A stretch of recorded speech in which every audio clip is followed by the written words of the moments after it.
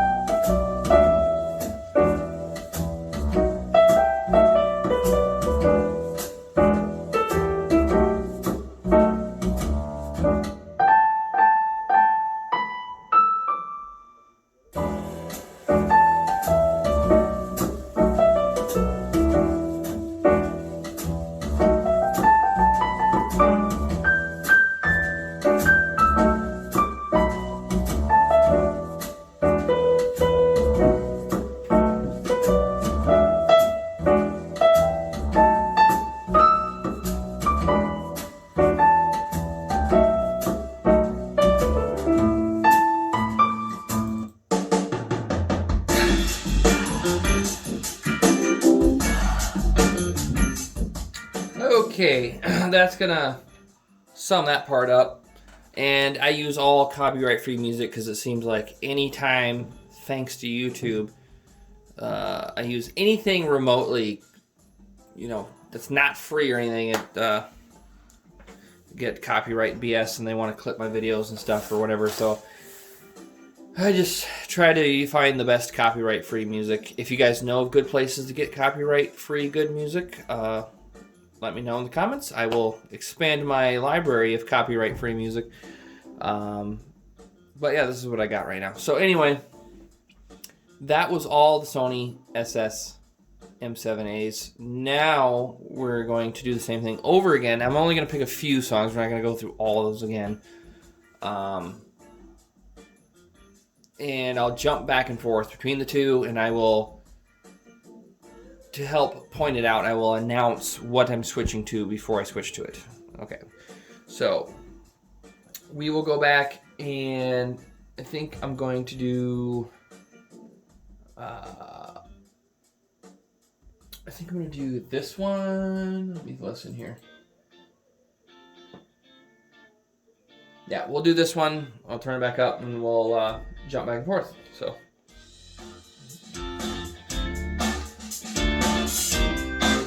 This is the M7As that you just heard. And now I'm going to jump over to the CS5. Are you ready? We're going to switch to the CS5. I'm going to push the button. Ready?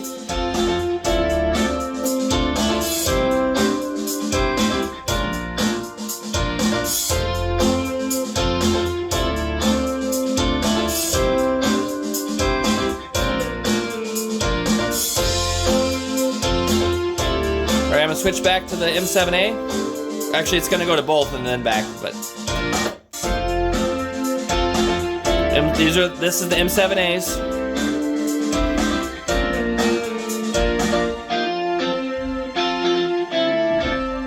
Back to the CS5.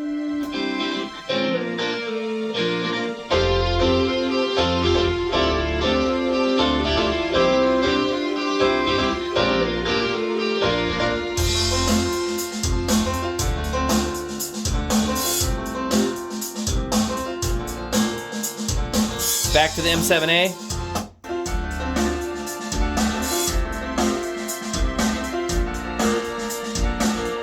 All right, let's jump to another song.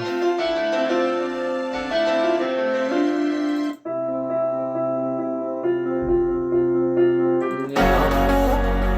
Sure. This is the M7As.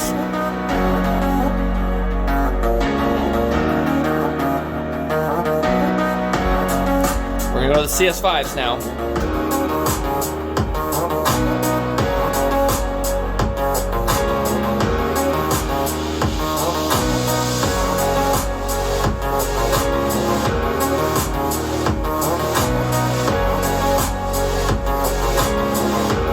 Back to the M7A.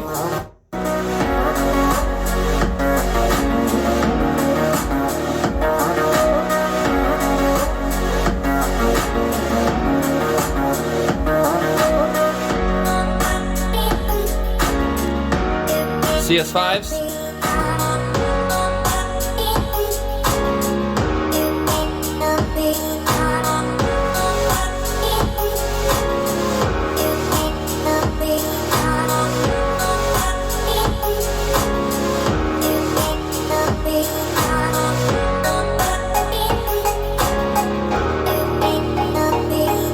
Back to the M7A.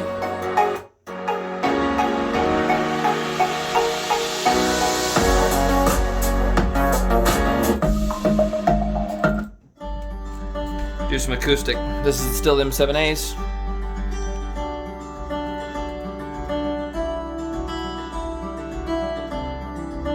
CS5s.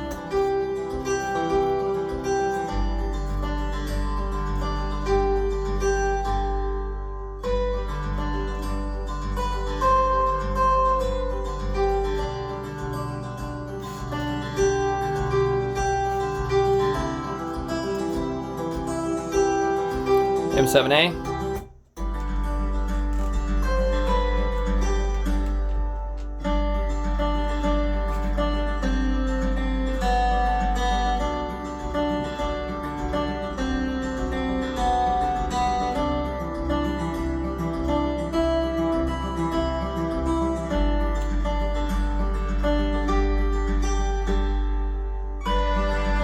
Back to the CS5.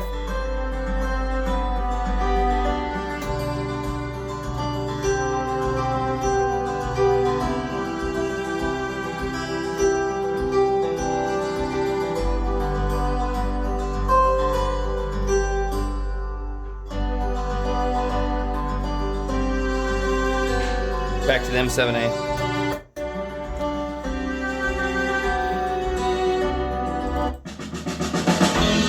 No. Maybe a little bit of this one.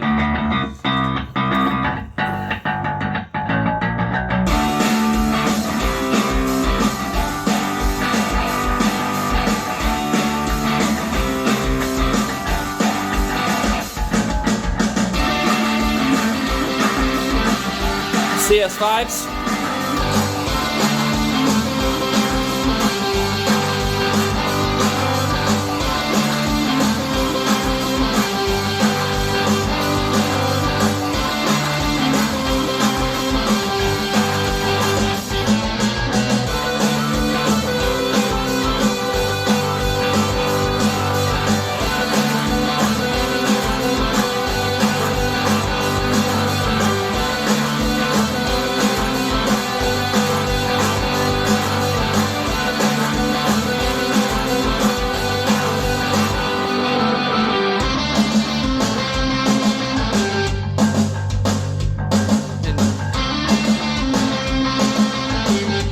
Back to the M7A.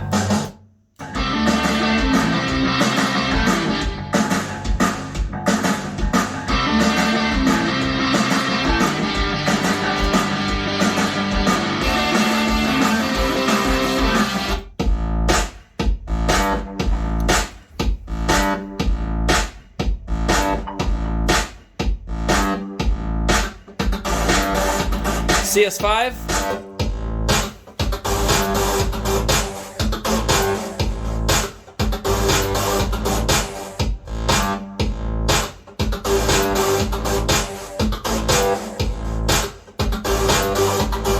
And back to the M7A.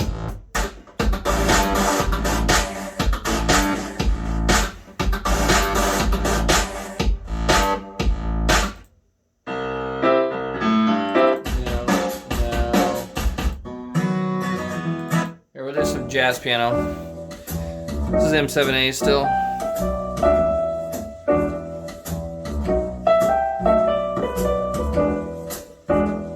CS5.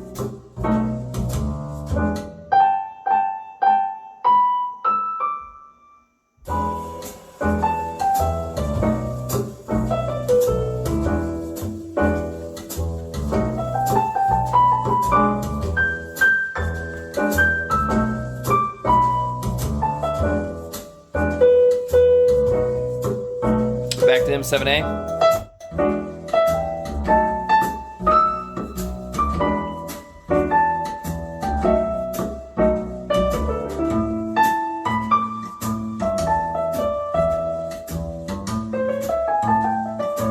CS5.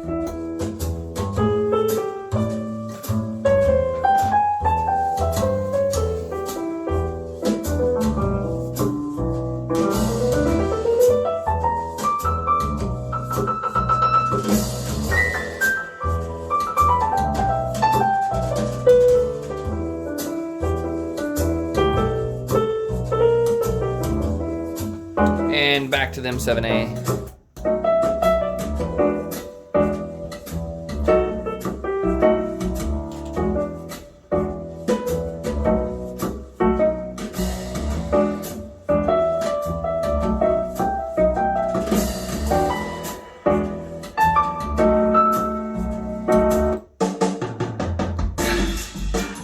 Okay, take what you can from that. I mean, I don't expect anybody to make a decision off this. But for me, on my end, I've always thought these Sony M7As were so cool and everything, and I almost want to say it's like one of those like never meet your hero kind of things. I wouldn't say they've completely let me down. They do sound really good. What I think has happened, though, in time, through technology and manufacturing process, it's cheaper and easier to make a better speaker now than it was in the early 90s. I know Sony didn't have any speakers in the early 90s that were in the price range of those CS5s that would even get close to these other ones. So it's just that gap in time, you know, things change a lot. The M7As, I mean, it's not from listening to this, but listening to many hours of other songs that I've heard 1,000 times. What I like about them is they seem to have a very good center image, I would say, where, you know, where when you get them pointed just right, you're sitting in just the right spot, and that the vocals just are right there in the middle. You know, that imaging is just really, seems to be really good with them. Their soundstage is big. Even though they're only rated down to 50 hertz, they get down to 50 or 55 really well. It's not like they kind of get down. They get down to that 50 or 55 really well for a sealed enclosure. And part of it is my space. I have a lot of acoustic damping and materials around to break up the sound waves and everything down here, as I have pretty much no echo. I still get really good bass response down here in a basement with them, with lots of sound deadening, and you know, the highs are they're clear, but to me they're a little more on the reserved soft end. They're not really high and sharp, which is fine with me. The mid range is excellent, very good, very realistic. And the low end, again, is very good. Good separation on everything, as far as I can tell. The only thing I don't like necessarily is, I think it more has to do with where they're crossed over. Being crossed over at 300 hertz from the woofer to the mid, and then 3,000 from the mid to the tweeter is a little low to me. I feel like, I don't want to say I feel like, it just seems like, or what I'm hearing, is crossing over that low and handing off, you know, frequencies down around 300 hertz to the mid-range is too low for me. It feels like you're giving too much mid-bass responsibility to a little 3.5-inch mid-range driver. I feel like if I would have done it, maybe, I don't know what the guy, I can't remember his name, that engineered these was thinking, but I would have probably tried to run the woofer up to maybe 500 hertz, do a 500 and 5,000, and try to pull a little more mid bass out of that large woofer, because putting the mid bass on the mid-range driver, you tend to seem like you lose a lot of the actual physical feeling of those vibrations coming off speaker. Like, how do I put it? Like the CS5s, the 5 1/4 inch woofer handles the bass and mid bass, and songs that just have, I don't know, a lot of mid bass in them. When you crank them up, you can literally feel it, whether it's through the room or just the sound waves hitting you. You feel that, you know, bass and mid bass. And with the M7As, it seems like the mid-range driver, the little mid-range driver, is handling too much of the mid bass. And even though it can reproduce it, and it can reproduce it clearly, I don't feel it. And it just kind of, like, the low-end bass is good, the mid-range is good, the highs are good, but just that little gap of mid-bass in there seems kind of just dead and lifeless. There's no, you know, this is not there. And that's where, when I listen to the two, would I pay, like if these were in a store right now, would I pay $1,500 for the M7As versus, we'll just go on the high and say $150 for the CS5s? Probably not. Everything about the M7As is better. Driver quality, construction, you know, cabinets, crossovers, everything is better. But do they sound, we'll say, $1,350 better? To me, no. They do sound better overall, other than a few, that one little thing with the mid bass for me, and that's just a more preference. If I was standing in an audio store listening to the two of them, and there was that big of a price difference today, I'd go with the CS5s, because even though I feel like sometimes the low end on them can get a bit muddy and loose, depending on the music you're listening to. Sometimes it's really good. But with the CS5s, and most of the time, the bass is tight, accurate, fast. The tweeter's great. It always seems natural and realistic. It doesn't ever seem too forward and harsh. I think what is happening is it speaks towards that how far technology in the speaker world has come. It's like I said, back in '95, a set of bookshelf speakers that ran $100 to $150. Some of them were okay, but most of them really weren't that good. So the gap was much larger than it is today. So it's kind of, I wanted to do this comparison to see, what they can do with technology to, you guys have seen the crossovers in the CS5s. If you go watch my video, it's kind of a joke compared to what's in the M7As, but for the mass majority of people, I'd say at least 99% of people that don't care. Once you sit down and actually listen to music on them, I don't know what else to say. What you're paying for, though, on the other end, is you're getting a very unique speaker. Where the CS5s, as they do have their own little bit of aesthetic, but they're just another bookshelf speaker. If you want something unique, it's going to last a long time. You arguably say would be respected. I know a lot of people won't respect them because they say Sony on them. Like it or not, I'm not a Sony fanboy, but I've had a lot of Sony products, and I can't really say I've ever been that disappointed with anything Sony. From bottom of the barrel Sony stereos to receivers to ES receivers, they're pretty good at giving you what you pay for. They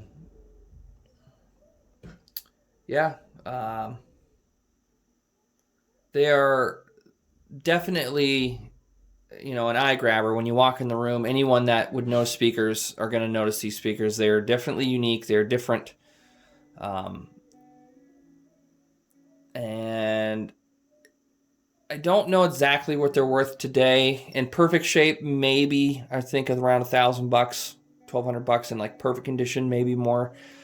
I'm not sure what I'm gonna sell these for because these aren't in perfect shape, but I would give them probably like a 7 out of 10 after I've restored them. They are pretty good for how old they are and what they've been through. Yeah, I don't know. This video is getting very long. I don't do short little videos. I'm not a product pimp. Again, I do this out of enthusiasm for the hobby, and I'm just glad that at least 1,000 people have found it interesting. So if you have any other questions about them, I will have them for a little bit longer. They will be set up like this. If there's anything else you want me to try with them or something, I could possibly find time to do it or squeeze it in. Or if you have any questions, just put everything down in the comments, whatever. It's late. I got other stuff I got to do. And hope you enjoyed this video. Like and subscribe. I do kind of the long, in-depth hobby enthusiast format. Again, I'm not just a product pimp that gets new stuff and does a 10-minute video on it and tries to convince you one reason or another to buy or to not buy it. This is more about sitting down, talking about the product or whatever, and just enjoying it. All right. Thanks for watching, guys. Good night.